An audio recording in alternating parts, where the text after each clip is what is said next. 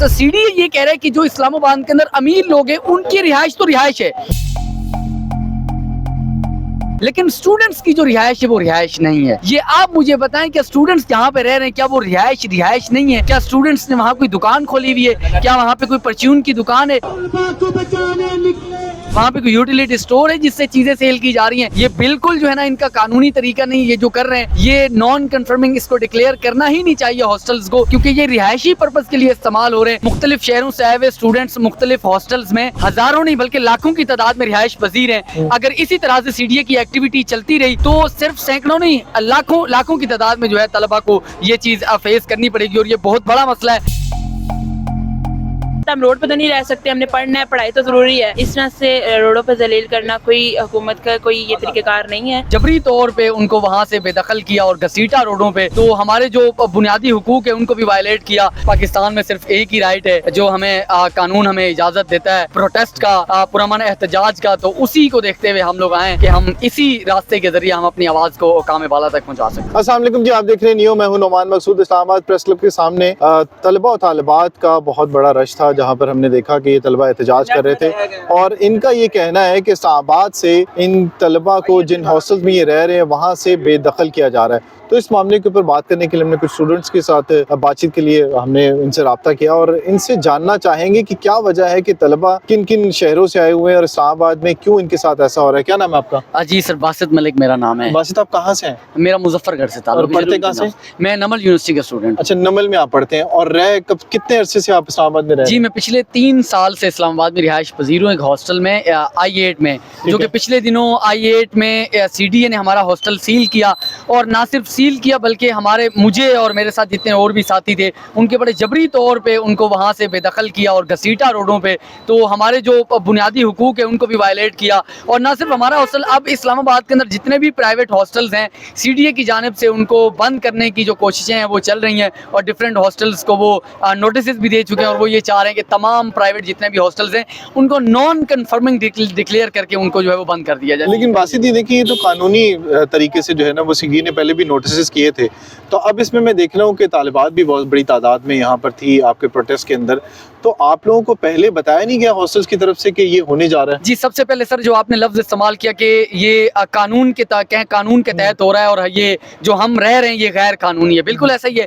ऐसा बिल्कुल नहीं है। ये जो नॉन कन्फर्मिंग का लफ्ज इस्तेमाल हो रहा है CDA की कानून के अंदर, नॉन कन्फर्मिंग में आपको बताता चलूँ, नॉन कन्फर्मिंग का मतलब ये होता है कि कोई कमर्शियल एक्टिविटी जहाँ पे कोई दुकान है, जहाँ पे कोई मार्केट है, जहाँ पे कोई सर्विसेज या प्रोडक्ट सेल की जा रही है, तो ये रिहाइश सेल नहीं की जा रही। इनका CDA का ये कहना है कि जो स्टूडेंट्स की रिहाइश है वो रिहाइश नहीं है। ये आप मुझे बताएं, क्या स्टूडेंट्स जहाँ पे रह रहे हैं क्या वो रिहाइश नहीं है? क्या स्टूडेंट्स ने वहाँ कोई दुकान खोली हुई है? क्या वहाँ पे कोई परचून की दुकान है? वहाँ पे कोई यूटिलिटी स्टोर है जिससे चीजें सेल की जा रही हैं? ये बिल्कुल जो है ना इनका कानूनी तरीका नहीं, ये जो कर रहे हैं ये नॉन कन्फर्मिंग, इसको डिक्लेयर करना ही नहीं चाहिए हॉस्टल्स को, क्योंकि ये रिहायशी पर्पज के लिए इस्तेमाल हो रहे हैं, तो ये रिहाइश के पर्पज के लिए ही इस्तेमाल होने चाहिए। क्या नाम है आपका? शबनम। अच्छा शबनम, आप कौन सी क्लास में, आप क्या पढ़ रही हैं, क्या कहाँ पर? नमल में आप? मैं खुद लॉ की स्टूडेंट हूँ, इंशाल्लाह फ्यूचर लॉयर हूँ मैं। अच्छा। एंड मेरी मामा भी लॉयर हैं। ठीक है। तो सबसे पहले अब्बा तो नहीं लॉयर? सॉरी नहीं, अब्बा नहीं लॉयर। अच्छा। लॉ से हम लोग अगर लॉ के रिलेटेड सब कुछ देखा जाए तो ये लोग बहुत गलत कर रहे हैं स्टूडेंट्स के। सबसे पहले स्टूडेंट्स के पास खुद एक राइट है। स्टूडेंट को किसी चीज़ की ज़रूरत नहीं है परमिशन लेने की, ठीक है। स्टूडेंट एक पाकिस्तान का मुस्तकबिल फ्यूचर है वो, ठीक है। उनको इस तरह से रोडों पर जलील करना कोई हुकूमत का कोई ये तरीक़ेकार नहीं है। अगर वो उनको रिहाइश से बाहर निकाल रहे हैं, हॉस्टल को सील कर रहे हैं, हम उनको अल्टरनेटिव प्रोवाइड करें। अगर वो अल्टरनेटिव नहीं दे सकते तो उनको उनकी जगह से ही ना हिलाया जाए। ठीक है। ये बताइएगा शबनम के अभी आपके साथ कितनी और ख़वातीन हैं जो इस वक्त इस परेशानी का सामना कर रही हैं?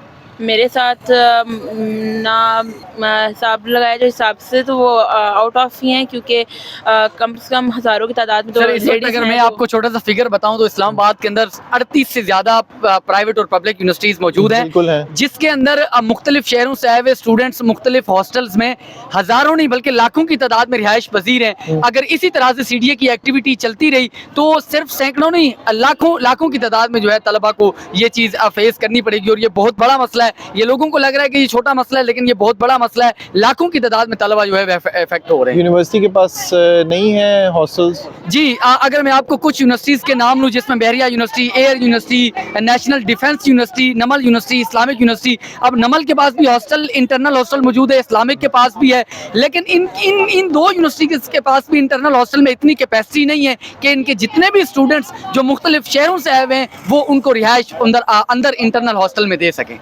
हॉस्टल के जो मालिकान हैं ये लोग क्या कहते हैं, क्योंकि अब सीरिया का जैसे आप बता रहे हैं कि नॉन कन्फर्मिंग में इसको जो है ना वो डिक्लेयर कर दिया, तो नॉन कन्फर्मिंग में इशू ये आता है कि जिस पर्पज़ के लिए आपने वो बिल्डिंग रखी हुई है उस पर्पज़ के लिए आप इस्तेमाल कर सकते हैं। अगर उसके अलावा किसी पर्पज़ के लिए इस्तेमाल होगी तो वो नॉन कन्फर्मिंग में ही आप जिस तरह कह रहे हैं कि वो आ सकता है। इस इशू में आपको प्रॉब्लम्स क्रिएट हुई हैं और आप प्रॉब्लम्स में हैं।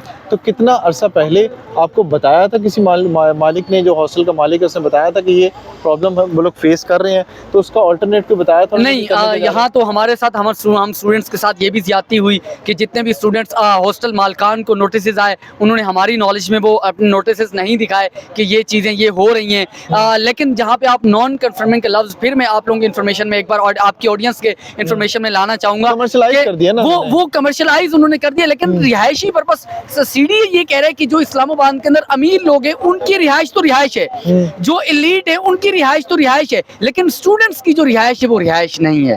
तो ये चीज़ डिक्लेयर कर रहे हैं हम लोग कि स्टूडेंट्स की रिहाइश है, वो जो हॉस्टल्स के अंदर रह रहे हैं, अगर इनके कवानीन के अंदर कोई इस तरह की चीज़ है तो उसको अमेंडमेंट के जरिए उनको उनकी तरामीम के जरिए उनको सही किया जाए और स्टूडेंट्स के हॉस्टल को रिहाइश डिक्लेयर किया जाए। यानी आप ये कहना चाह रहे हैं कि अगर कोई रह रहा है हॉस्टल के अंदर स्टूडेंट्स के अलावा तो उसके खिलाफ सीडी एक्शन ले सकता है, लेकिन स्टूडेंट्स अगर अपनी पढ़ाई के लिए यहाँ पर जी बिल्कुल, तो वो उस पर्पस के लिए यहाँ पर है, तो उसके लिए अलग एक कानून हाँ, सीडीए के जितने भी कानून है जो मास्टर प्लान के अंदर इनके कवानीन है, उनके अंदर इनको इस चीज़ को जो है ना वो एडिशन करनी चाहिए कि स्टूडेंट्स के लिए भी ऐसा कोई कानून हो कि उनकी रिहाइश के लिए जो है बंदोबस्त किया जाए। तो इस तरह से तो बहुत सारे स्टूडेंट्स ऐसे हैं जो जॉब्स भी कर रहे हैं और साथ साथ पढ़ाई भी अपनी कर रहे हैं, तो उनके लिए मुश्किल नहीं होगी? बिल्कुल मुश्किल हो रही है। ये मुश्किल हुई है तो हम लोग बाहर निकले हैं, ये मुश्किल हुई है तो हम इधर इस्लामाबाद प्रेस क्लब के बाहर आए हैं अपनी आवाज़ जो है ना वो हुक्काम बाला तक पहुंचाने के लिए। कैसे सोचा आपने कि ये प्रोटेस्ट जो है यही एक हल है? सर देखें, हमारे पास पाकिस्तान में सिर्फ एक ही राइट है जो हमें कानून हमें इजाज़त देता है प्रोटेस्ट का, पुरअमन एहतजाज का, तो उसी को देखते हुए हम लोग आए कि हम इसी रास्ते के जरिए हम अपनी आवाज़ को हुक्काम बाला तक पहुँचा सकते हैं। तो शबनम ये बताइएगा कि आप जिस तरह से बता रही हैं कि लड़कियों को बहुत मुश्किलात का सामना करना पड़ता है, तो इसमें अब आप लोगों ने सोचा क्या है कि जिस तरह से तो आप लोग बेदखल हो रहे हैं हॉस्टल्स के अंदर, हॉस्टल सीज हो रहे हैं, तो किन मुश्किलात का सामना करना पड़ रहा है आप लोगों को? सर हमारे से जब हमारी रिहायशात ले ली जाएगी तो आप क्या समझते हैं, रोड पे तो लड़की नहीं रह सकती। आजकल के जो हालात है आप बेहतर जानते हैं, हुकूमत भी इस चीज़ को बेहतर जानती है, हुकूमत इस चीज़ को कंट्रोल नहीं कर सकती है। अब लड़कियों को रोड पे निकालेंगे, ऑब्वियसली हम जब जितने भी स्टूडेंट्स हैं, लाखों की तादाद में स्टूडेंट्स हैं, तो हम अपने बिस्तर लेके सीडीए की फैसिलिटी जो सेंटर है वो काफ़ी बड़ा है, तो बिस्तर लेके आ जाएंगे, फिर हमें वहाँ पे रहना पड़ेगा। ज़ाहिर बात है हम रोड पे तो नहीं रह सकते, हमने पढ़ना है, पढ़ाई तो ज़रूरी है, ठीक है। अगर नहीं करेंगे पढ़ाई तो फिर पढ़ाई के बगैर क्या बाकी बचेगा पाकिस्तान के पास। पाकिस्तान की ऑलरेडी जो हुकूमत चल रही है उनके अपने ही फड्डे जो वो सॉल्व नहीं हो रहे हैं, ठीक है। हुकूमतों के अपने ही सिलसिले सॉल्व नहीं हो रहे, तो वो स्टूडेंट्स को क्यों छेड़ रहे हैं उनकी जगह से? अगर वो स्टूडेंट को छेड़ रहे हैं तो ऑब्वियसली स्टूडेंट अगर अपनी यूथ यूनिटी में आ जाएंगे तो फिर तो कुछ भी पॉसिबल नहीं है कि हुकूमत भी एग्जिस्ट कर सकती है इधर।